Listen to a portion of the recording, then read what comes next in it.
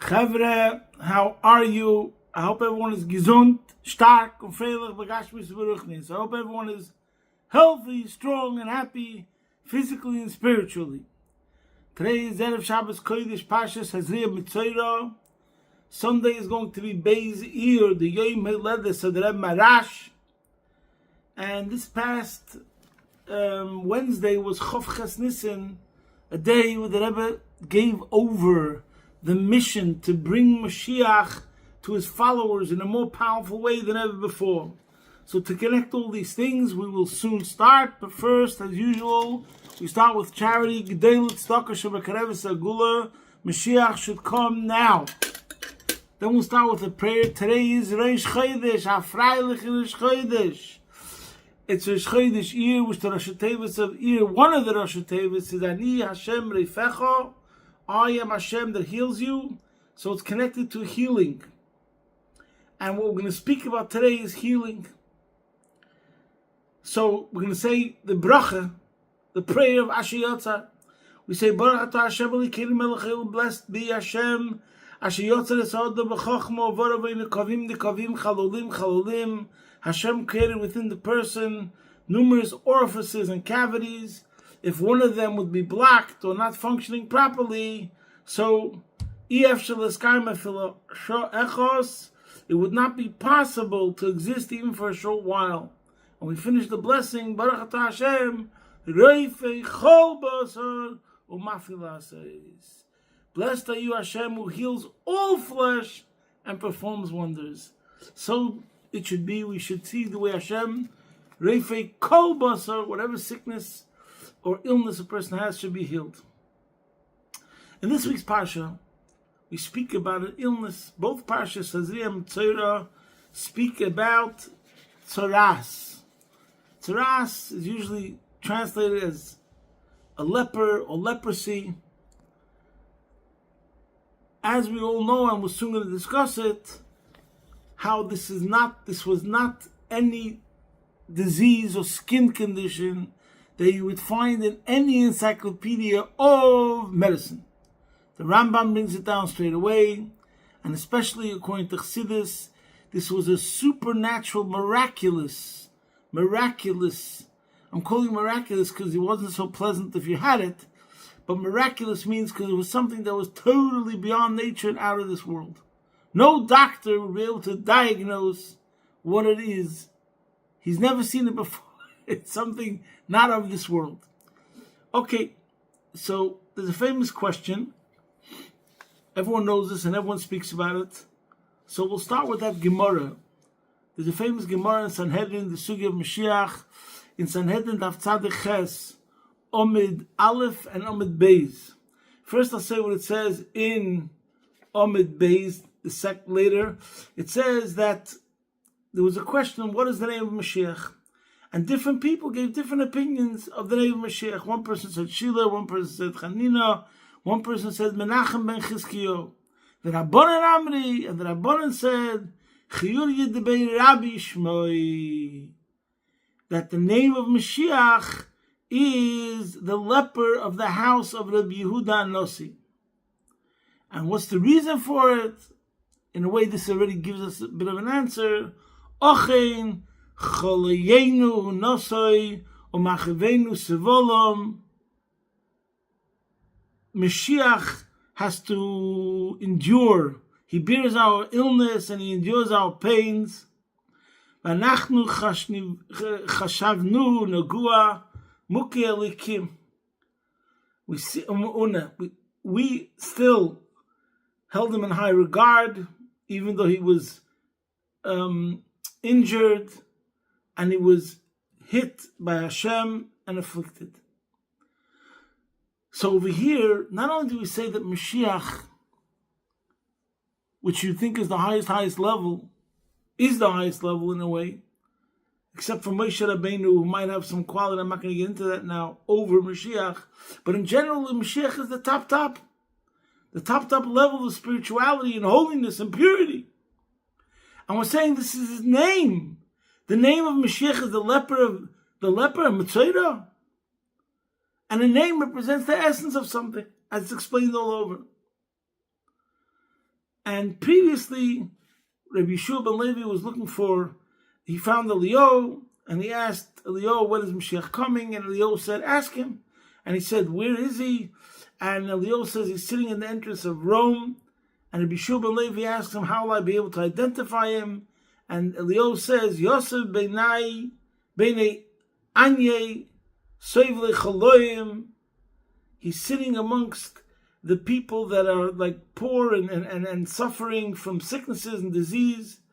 And v'kulan yoshu v'asidu b'chazimna. They all take off their bandages and they put on a bandage. So they take off an old one and they put on the new one in the same spot, let's say. But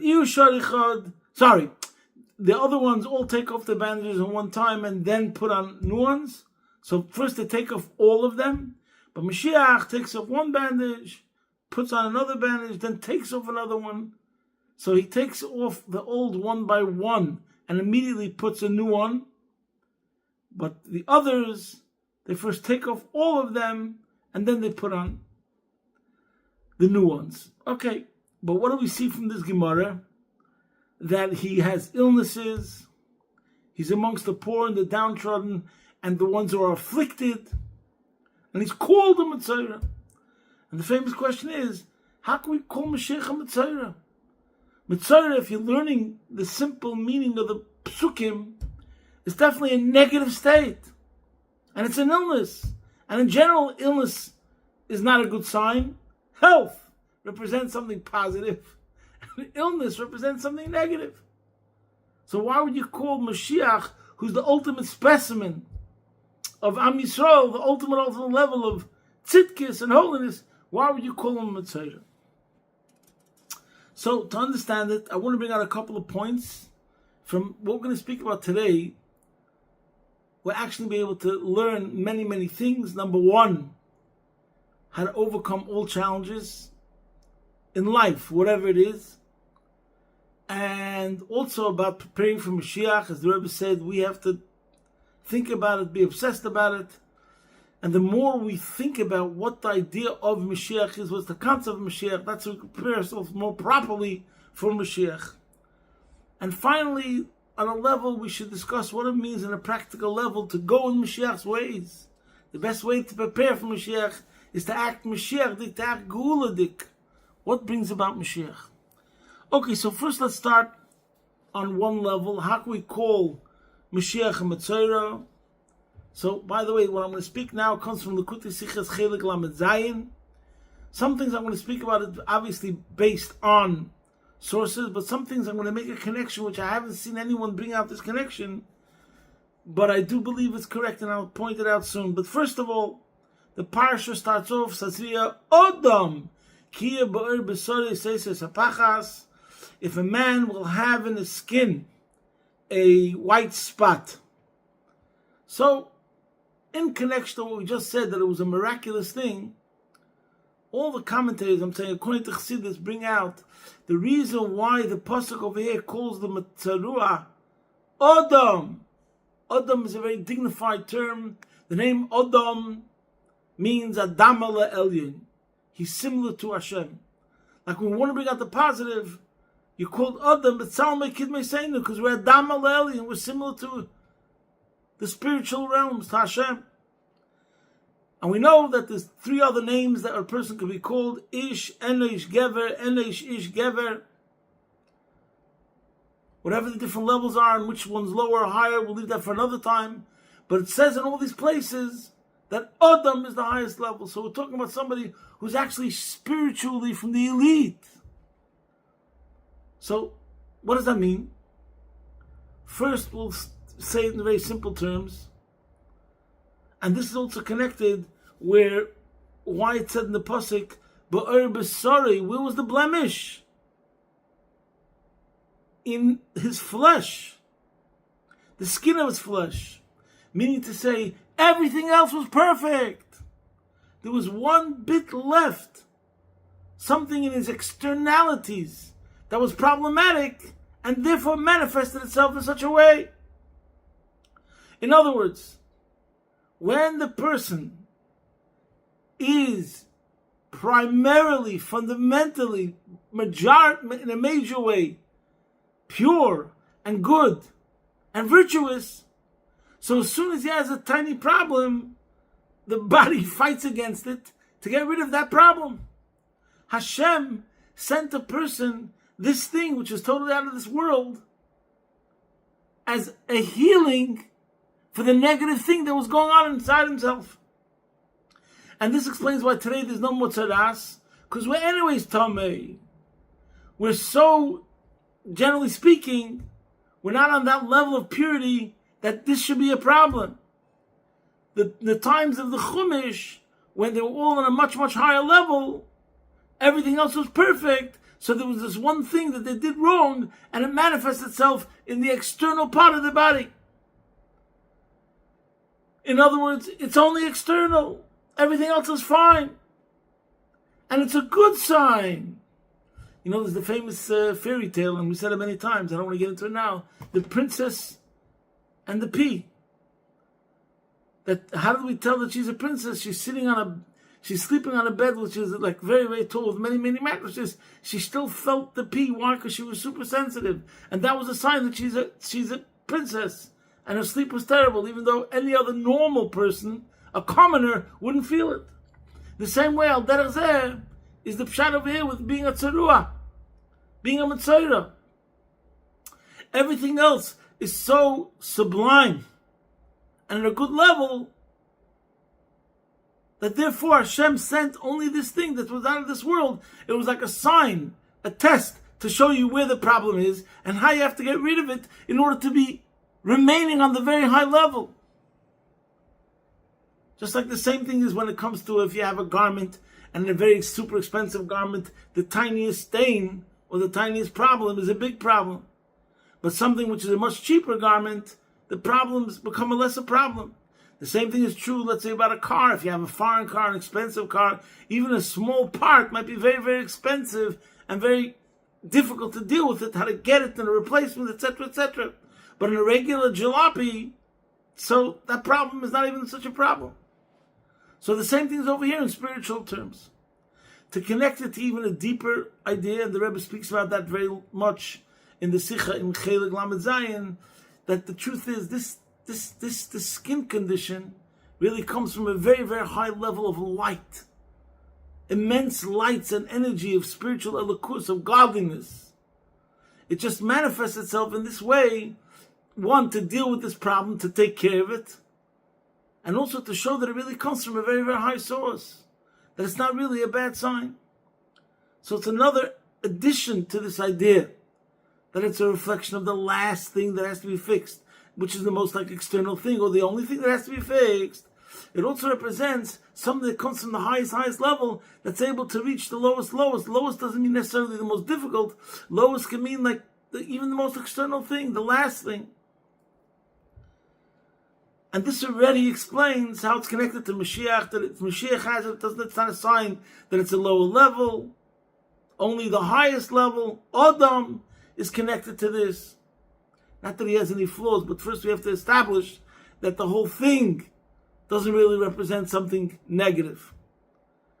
But also, since the Gemara says that this is the name of Mashiach, it represents the idea that before Mashiach comes, like everything's already taken care of.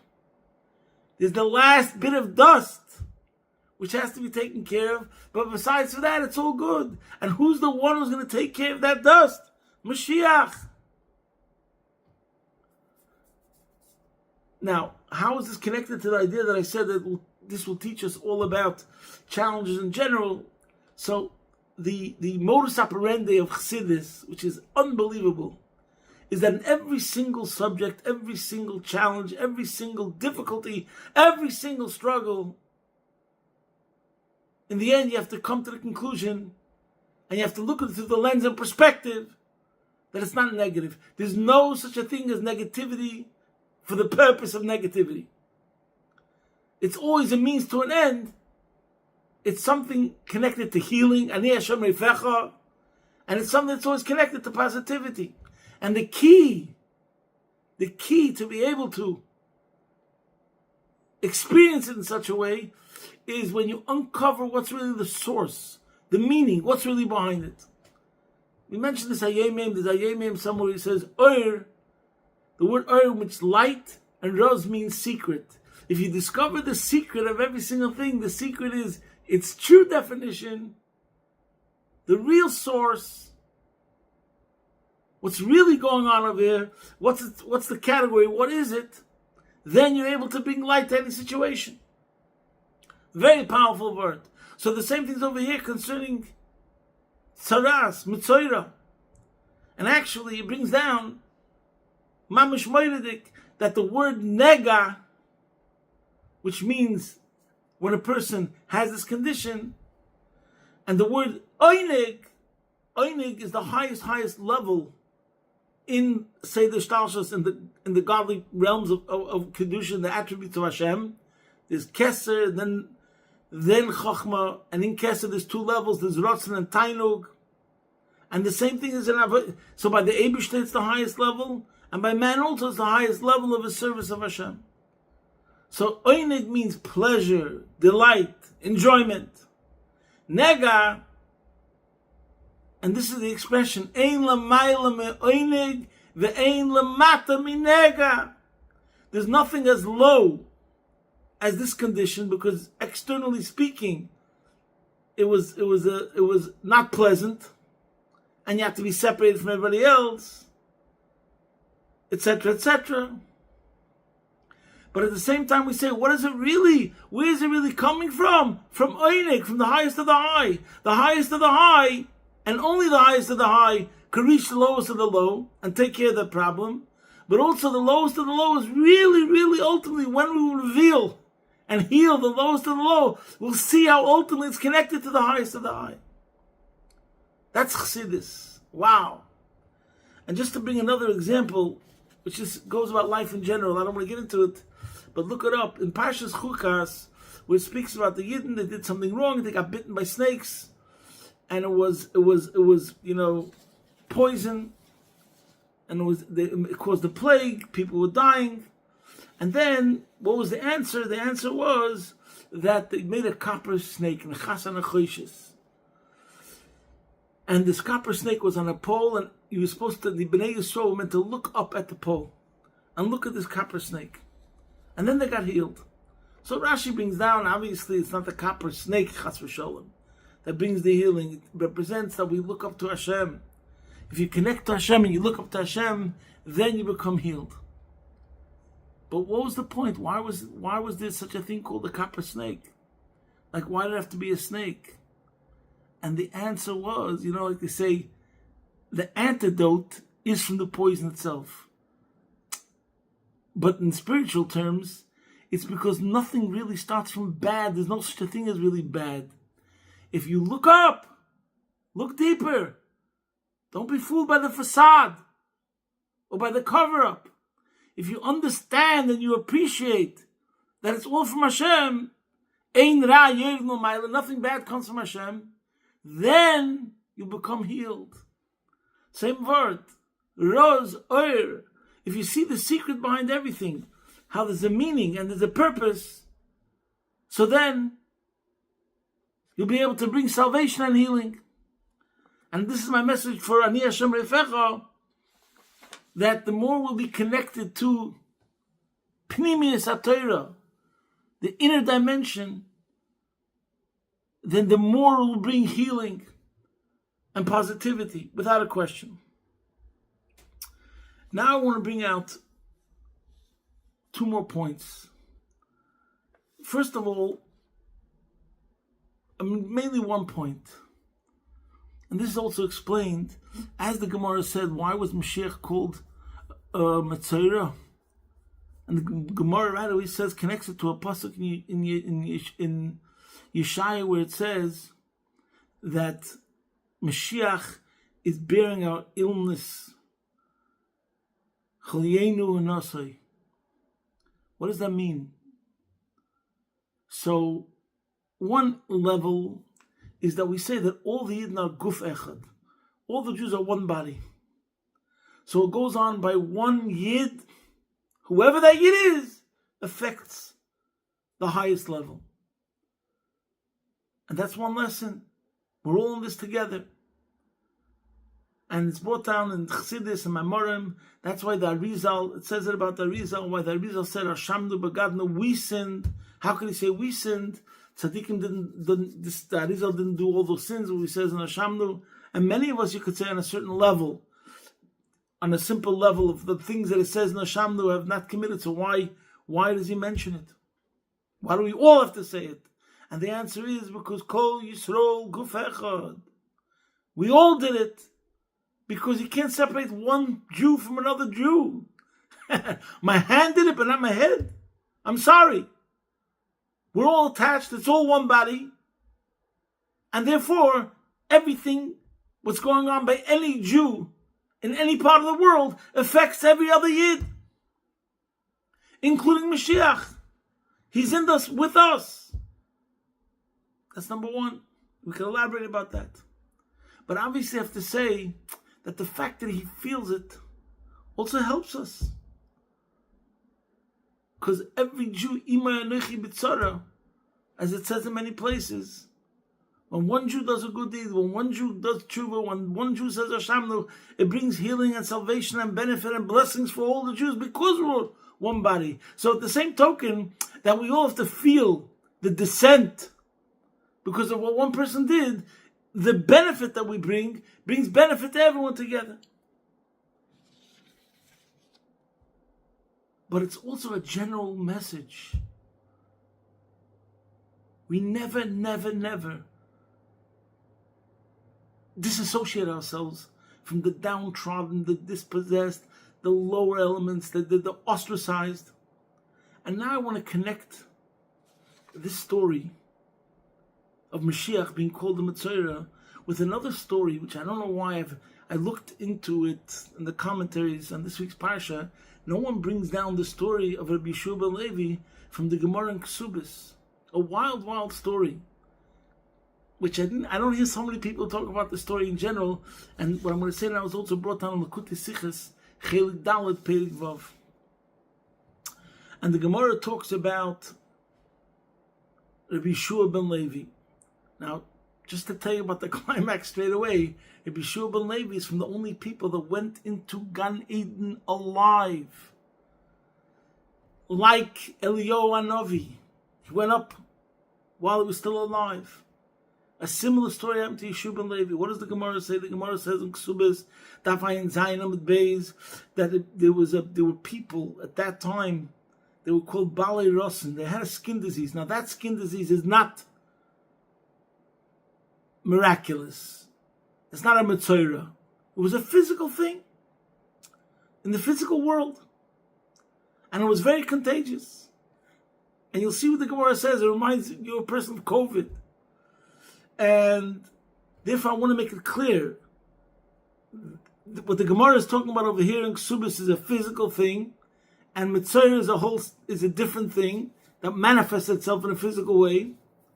But nevertheless, this is what over there the Gemara talks about Yeshua ben Levi. Over here the Gemara talks about Yeshua ben Levi, and both is talking about skin conditions. So the Gemara says there were people that had Balei Rosan. That means they had a very severe skin disease. And the Gemara describes, I don't want to get graphic, different sort of surgeries that had to be done to try to deal with this.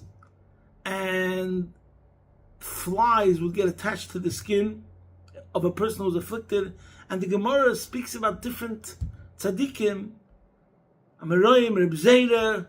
If there was a place where the wind came from where there were people that had this, he wouldn't go there. And Rebbe Elazar wouldn't go into a tent that one of these people was in. And the Gemara mentions other things, that people were so careful how they distanced themselves completely from those sort of people. And then the Gemara says, Rabbi Yeshua ben Levi michach bohu, v'asik b'teira. He attached himself to those people and he learned with them Torah. He spread Torah to those people. The ones who were in absolute isolation. And people looked at him and said, what do you mean? But it's dangerous. And he said, Ayeles ahavim v'yalas chen. The pasuk says that the ram, through Torah, a person becomes like a beloved lamb and a graceful animal. Im chen malalim der aguni lemagna. He says, if the Torah says that it brings grace to the person who learns Torah, then the Torah definitely shields a person. That's what Rabbi Shua ben Levi. So what made him outstanding was he was the only one that didn't consider the dangers. I'm not getting into the details now, what we should do in a case where it's the sakonas nefashos, but I want to talk about the concept here. Mingling with the lowest of the low, in spiritual terms and physical terms, the most seemingly bad situations. And then the Gemara says right after that when Rabbi Shua ben Levi was bedridden, it was close to the end of his life, the Malach HaMavis, the angel of death, was sent to take care of him. And then he would go to Gan Eden. But anyways, the Malach HaMavis came to him, and since Rabbi Shua ben Levi was a tzaddik, and so he told the Malach HaMavis, and he was given the honor, he said, show me my place in the world to come.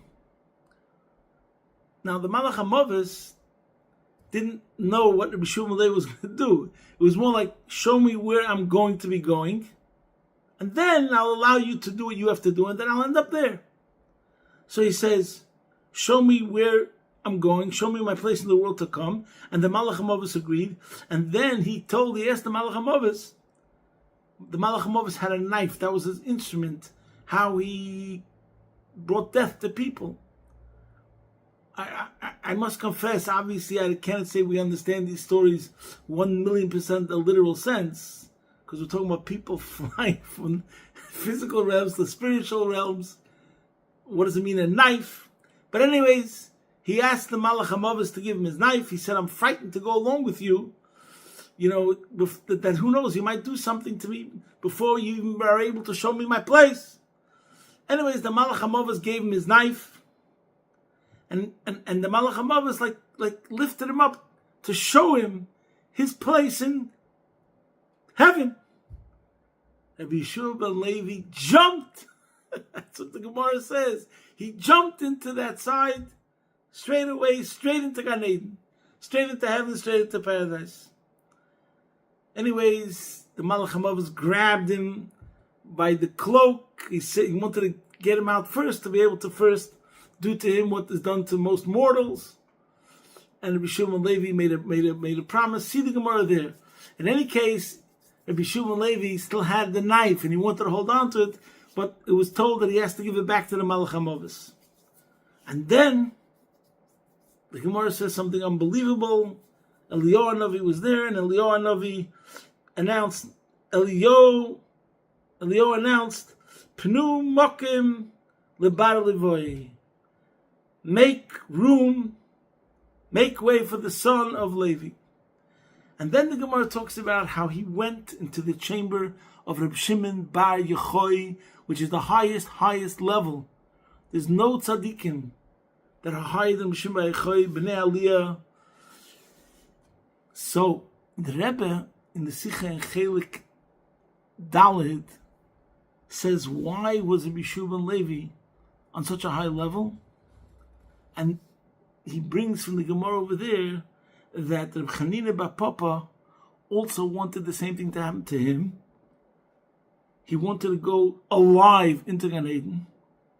And the Gemara says that he didn't merit that. And why? And the Gemara says, did you occupy yourself with these people that were afflicted? These sick people? The ones that were unwell, the worst type of contagious disease? He didn't do that. He did everything else, but he didn't do that. So here you see that the Gemara says clearly what made Rabbi Shua ben Levi outstanding. The fact that he dealt with the afflicted, even though there was a danger. But it was completely selfless. And this is what the Rebbe speaks about. And he says that this is the lesson that we have to take from this, from Rabbi Shimon Bar Yochai. And he speaks about the concept, what the Rebbe says in many places, Asik. Asik HaTorah means that it's like a business to you. You sell it. You spread it. You don't keep it for yourself. See there. So now I want to bring out another point. The lesson that it takes from this on many levels. Mashiach is the one, he has to feel the pain.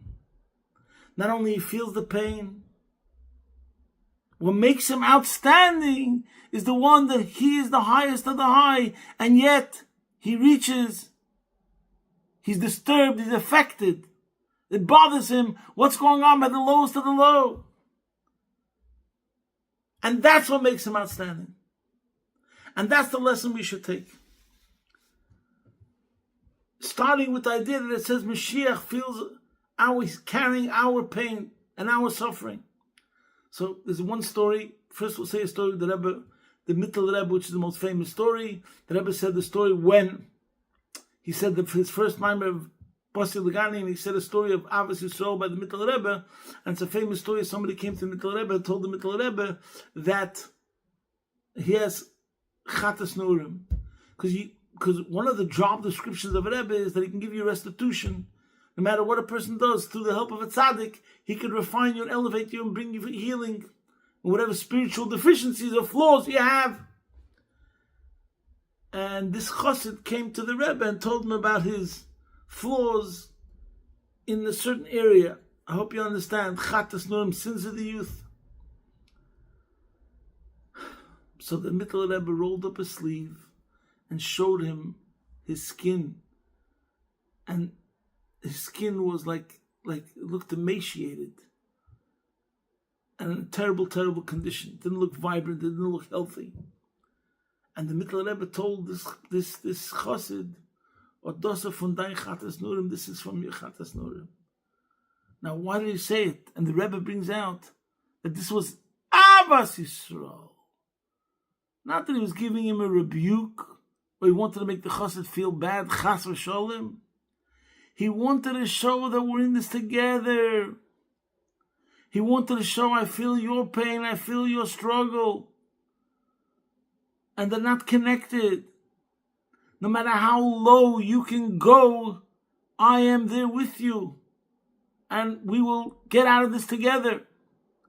It's because the Rebbe, his skin condition is in such a way, because Mashiach is carrying the burden of our suffering and pain, therefore he's able to get us out of there. So the fact that the Rebbe brings down this story and he's bringing it out as a reflection of the Mittel Rebbe's Avos Yisrael, it's a whole new meaning of the story. Instead of you thinking about it like the Rebbe's telling him, look, I suffer because of your problem, it's your fault. It's the opposite. It's the Avos Yisrael of the Mittel Rebbe's connection to that person, that we're in this together and we'll get out together with the help of the tzaddik. There's more stories, but the time is late and it's short Friday over here. So I'll say one more story connected to the Rebbe Marash. Amazing story. Brings out the same point. The Rebbe Marash used to, of all the Rabbeim, his lifestyle externally seemed to be the most royal. There's a lot of different Rebelech, the royal courts, they have gold in their homes. This is not a problem. They're elevating it, and they're taka the king, so to speak, of the whole congregation, of all the followers. From all the Chabad leaders, only the Rebbe Marash conducted himself in such a manner. And he had a goyish wagon driver.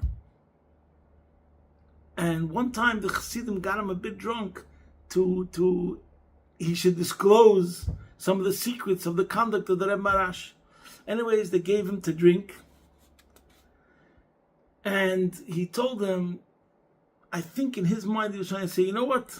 He's just never happy. The Rebbe Marash is never happy. Look, he's the leader. He has a lavish lifestyle, so to speak. And he looks like everything is grand and glorious and royal. But you know what? I can tell you, sometimes he asked me to go far out to the woods, deep, deep. And we stop at a certain place.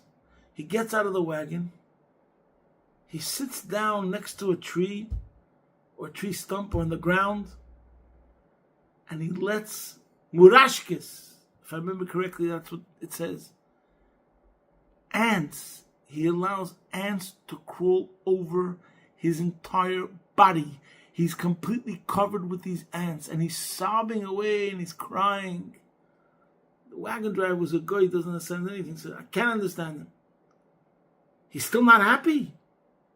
He has so much things that are so well in his life, and he's still not happy. Because he's a guy, and he was a simpleton, a regular Russian peasant. He had no understanding of what it means to feel the pain of Kal Yisrael. What does it mean, Tikkun Chatzos? What does it mean, Shchinta Begalusa? So the Reb Marash, who externally seemed to have royal furnishings and everything else, he's going to the forest willingly and deliberately to allow ants to crawl over his entire body and to be covered with them and to be sobbing and crying, to feel on a physical level, even though we have no real understanding of these sort of things, but this is a story black and white printed. But it's obviously connected to this idea that Mashiach is called the Metzora, and the pasuk says Mashiach bears our pain. The story with the Mittel Rebbe is crying that his skin is emaciated, and this is the same similar story. The Rebbe Marash has to cry to feel the pain and the suffering of Kal Yisrael. Because by him feeling the pain, it allows him to relate more to whatever's going on. And when you're experiencing it, like, it's a whole different thing. So the Eibusha should help. We should have no more feeling of pain. The Rebbe said we should cry out Ad Mosai.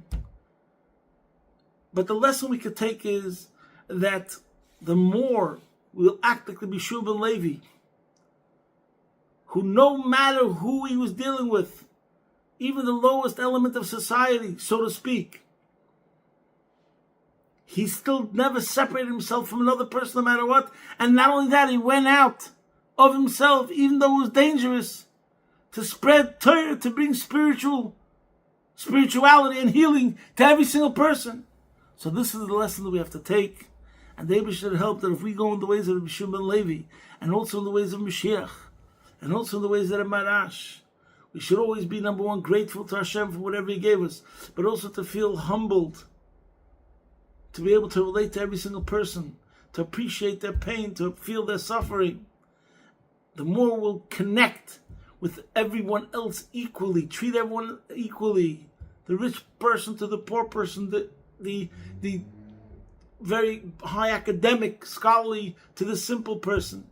If we act in such a way, this will definitely bring about the Gula Mitzvah Shlema, take it from Yad Mamish. Posting from my home, Be'ez Hashem Yisbarach, your man in Melbourne.